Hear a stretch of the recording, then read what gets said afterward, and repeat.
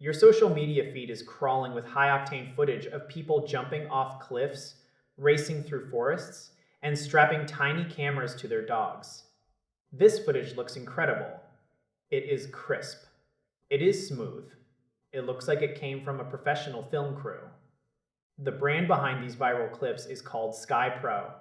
They are everywhere right now. They promise you ultra-high definition resolution and cutting-edge stabilization at a tiny fraction of what the big-name competitors charge. On paper, it looks like the ultimate bargain. You see these glowing testimonials from people like John or Emily who claim this little device changed their lives. They talk about crystal clear audio and wide-angle lenses that capture every detail of a motorcycle ride or a football match. But if you look past the shiny website, things start to get very strange very quickly. I spend time digging into the reality of this brand, and the results are a massive wake-up call for anyone looking to save a few bucks. The website itself has a very low trust score.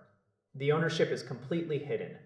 There is no physical address for the company and no real way to track down who is actually making these devices.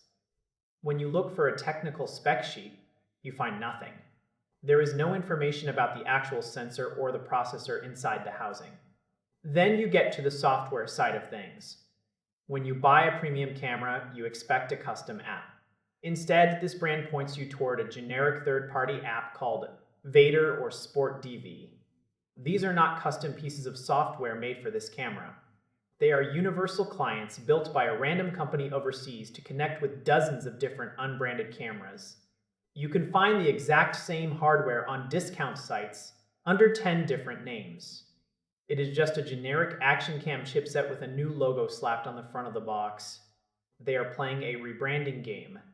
They take a budget product that costs pennies to make and wrap it in an expensive-looking marketing campaign. They are selling you a dream that the hardware cannot actually live up to. The stabilization they brag about is a perfect example. Their marketing calls it advanced artificial intelligence. But if you dig into their own frequently asked questions, they quietly admit it is just standard electronic stabilization. This is a basic feature found in almost every budget camera on the market. It is not some high-tech breakthrough. It is just clever wording used to trick you. The real horror stories come from the customers who actually tried to buy one. The reviews on major consumer feedback sites are brutal. Over 58% of the ratings are a single star. One person reported ordering the camera twice and never receiving a single package. They were promised a refund that never materialized. Another buyer found that the microphone did not work at all.